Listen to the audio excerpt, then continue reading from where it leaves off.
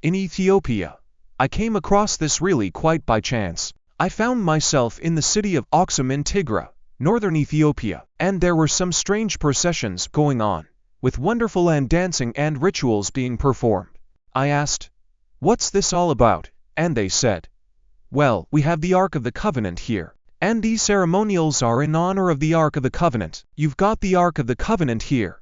I thought, I'd just seen Raiders of the Lost Ark, you know, and they were saying, "You've got the Ark of the Covenant here." For centuries, the Ark of the Covenant has been one of history's greatest mysteries, captivating the imaginations of scholars, adventurers, and believers alike. But now, new claims have surfaced suggesting that it has been discovered in an ancient Ethiopian cave. From the speculation about it being buried beneath the Temple Mount to reports of it being stolen multiple times, what lies inside could reshape the future of religion as we know it. The Lost Ark hit might sound like something out of an adventure movie, but the Ark of the Covenant isn't just a legend. It's an artifact steeped in 3,000 years of history. This chest, supposedly housing the Ten Commandments, became the centerpiece of many heist stories.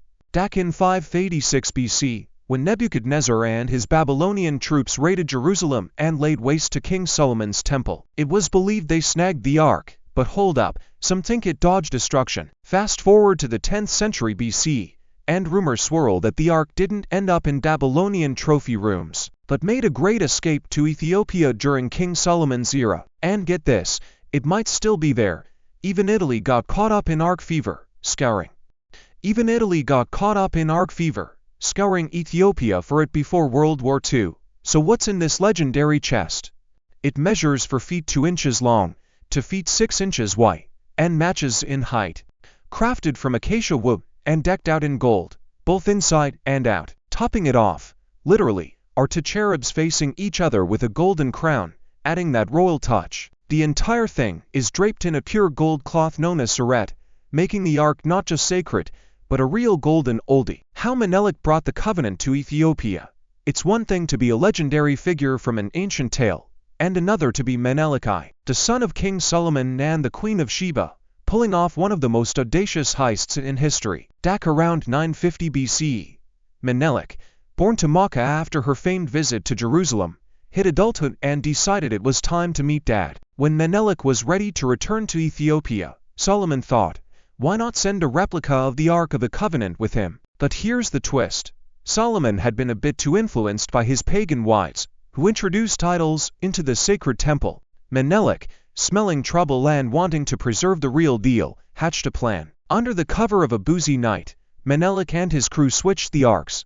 Yep, they took the actual Ark of the Covenant back to Ethiopia, while everyone else was none the wiser. Some say Solomon was in on it, entrusting Menelik with the Ark for safekeeping. Fast forward, the Ark found its new home at the Lake Tana Monastery. It stayed there for 800 years, before moving to the Church of St. Mary of Zion, in Aksum. Today, the Ark is under the tight security of a single monk, the guardian of the Ark, who ensures its secrets are safe from prying eyes. The Abyssinian Campaign.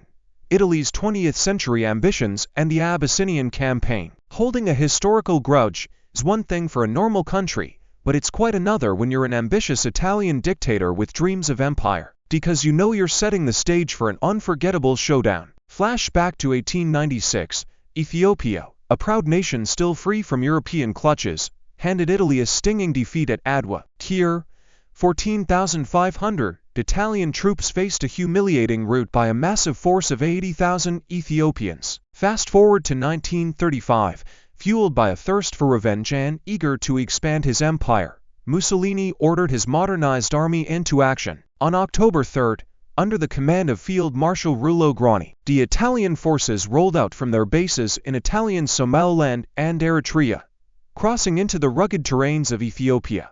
What ensued was not just a military campaign, but a dramatic chapter in the saga of Italian ambitions in Africa, turning what could have been a page in history into a full-blown spectacle. The Vatican's silence. When politics and religion mix, things can get a tad spicy and not always in a good way. Back in the day, the takeover of Abyssinia, now Ethiopia, stirred up quite the hornet's nest. The League of Nations was up in arms, issuing protests left and right, but one key player seemed unusually quiet: the Vatican. Some whispered that the Holy See might have had its own reasons for keeping mum. the Ethiopian Orthodox Church, claiming to be the OG of Christianity, just like the Roman Catholics, wasn't exactly on board with recognizing the Pope as the boss of all Christians. Safeguarding Ethiopia's sacred relic. Amidst conflict, the Ethiopian Orthodox Church has a rich tradition of playing hide-and-seek with the Ark of the Covenant. Stationed initially on the Lake Tana Islands for over 800 years, the sacred artifact made a grand move to Aksum in 333. Throughout history, whenever danger loomed, the guardians of the Ark didn't hesitate to shuttle it back to Lake Tana or even to other hideouts like Gondar, the caves of the Semine Mountains, and Shah. The Zoe Islands and more added a twist to the tale. Ethiopian religious officials hinted that the Ark was moved from its resting place in Aksum during the Italian occupation. But here's where it gets really interesting. Amhara tradition asserts that what sits in St. Mary of Zion Church is merely a replica, while the original is tucked away in the Ambassador, the Lion Mine. However, St. Mary of Zion fires back with claims of possessing the real deal. As the plot thickens, the Italian occupation from 1935 to 1941 was no walk in the park for Ethiopia, with devastating impacts. Over 1 million Ethiopians perished, more than 300 monks, nuns, and clergy were slain, 2,000 churches were razed, 525,000 homes destroyed, and a staggering 14 million livestock lost. The burning question remains, were these churches targeted to suppress the Orthodox Church or in a desperate hunt for the Ark? Official records remain mysteriously silent. Italian fascination with Ethiopia's biblical heritage.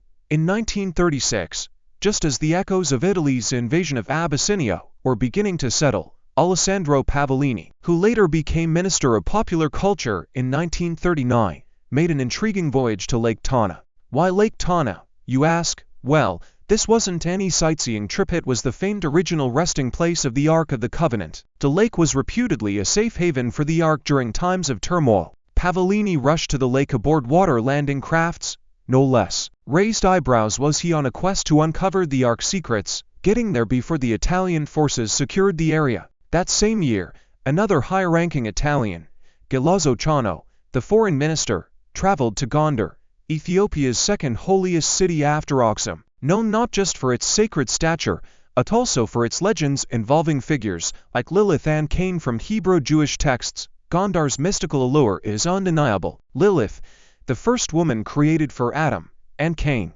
the wanderer who met her east of Eden, are part of the city's rich tapestry of myths. Such historical and religious significance surely drew Ciano to explore these mystical lands. Pavellini and Ciano's search for King Solomon's mines. Navigating the fine line between official duties and personal adventures can often lead to intriguing stories, especially when it involves figures like Pavellini and Ciano. Their travels, ostensibly for business, sparked whispers of more personal or even mysterious motivations. It turns out these weren't just idle rumors. A startling new angle has surfaced. Their expedition might have been a hunt for the legendary King Solomon's mines. For years, some archaeologists and biblical scholars have speculated that the fabled mine, brimming with untold riches, could be hidden somewhere in East Africa, a myth shrouded in Ethiopian mystery.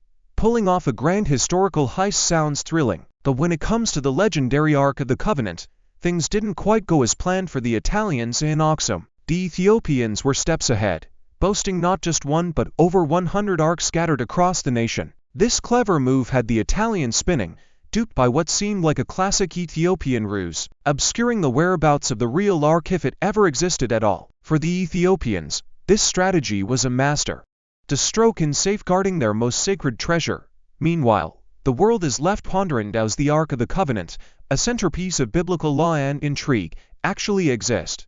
Concrete evidence remains elusive, making it one of history's tantalizing mysteries. Though the plot of Raiders of the Lost Ark offers a thrilling cinematic adventure, the real-life Italian endeavors in Abyssinia weave a historical narrative of global powers vying for a piece of legendary treasure.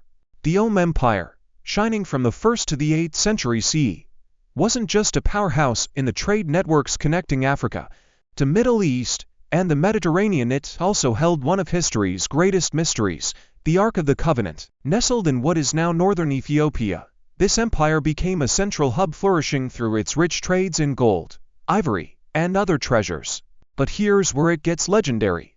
It's said that Menelik, the fabled son of King Solomon and the Queen of Sheba, brought the ark to Aksum for safekeeping. This sacred artifact was reportedly housed in the Church of St. Mary of Zion, embedding itself into the core of the Ethiopian Orthodox faith. The plot thickens with King Azana's conversion to Christianity in the 4th century, skyrocketing Aksum's religious prestige. There's a special kind of opus in the annals of history reserved for those who mess up royally, no pun intended. Case in point, the audacious raid on Jerusalem by none other than King Shishak of Egypt. It was during King Rehoboam's reign, with a bustling Jerusalem, when Shishak swooped in, as described in the accounts of 1 Kings 14:26 and 2 Chronicles 12:29. Shishak plundered treasures from the house of the Lord, but the famed Ark of the Covenant was left untouched. Flash forward a few centuries, and we find King Josiah instructing the Levites to stash the Holy Ark back in Solomon's Grand Temple. Clearly, the Ark had a bit of a station in Jerusalem, dodging major upheavals even though under Manasseh, who was busy turning the temple into a home for his own idol. So why did Shishak miss the ultimate treasure?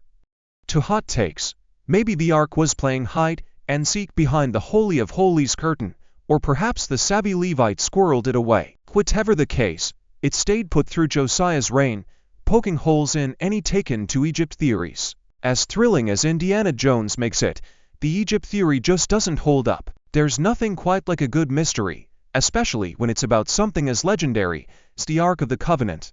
The story gets even more captivating with Eritrea's twist.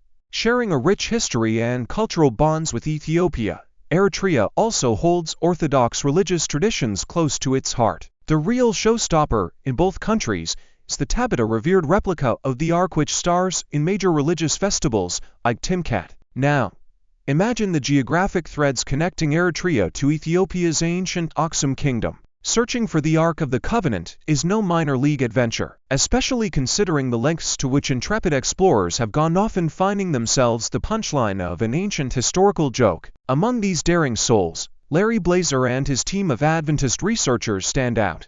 In the late 20th century, they set out armed with biblical clues to unearth the Ark in the caves near Edai and the Jordan River. Yet, despite their enthusiasm and meticulous planning, the expedition stumbled as they faced insurmountable governmental and logistical hurdles that kept critical caves out of reach. Not to be outdone, British author Graham Hancock threw his hat in the ring with a well-publicized expedition in Ethiopia, zeroing in on Aksum and Lake Tana. Hancock, fueled by theories that Menelik had spirited the Ark to Ethiopia centuries ago, combed through ancient sites with zeal. However, his efforts, though surrounded by media buzz, didn't turn up any tangible evidence of the Ark's presence. Professor Edward Uhlendorf, a distinguished scholar in Ethiopian studies, found himself in such a spotlight back in 1941. Amidst the turmoil of World War II, Uhlendorf, then a British officer, was granted a rare peek at what was believed to be the Ark in the Church of Our Lady Mary of Zion in Aksum. What he saw, however,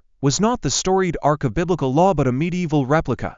He noted that this Ark was similar to other religious artifacts seen across Ethiopian churches, tinting it as a creation from the Middle Ages, not the ancient artifact it was rumored to be. Despite these groundbreaking findings, Uhlendorf chose silence over scandal during his lifetime, wary of offending the Ethiopian Orthodox Church or jeopardizing his deep connections within Ethiopia. There's a fine line between wielding power and harnessing history for political gain, and nowhere is this more intriguing than in the tales of the Ethiopian Solomonic dynasty. This lineage claims roots back to the legendary King Solomon and the Queen of Sheba, notably through their son Menelik. The saga began in 1270, and this dynastic line took the throne, overthrowing the Zagu dynasty not just with military might but with a storied heritage chronicled in the Kebra Nagast. The Kebra Nagast didn't only serve as a family tree.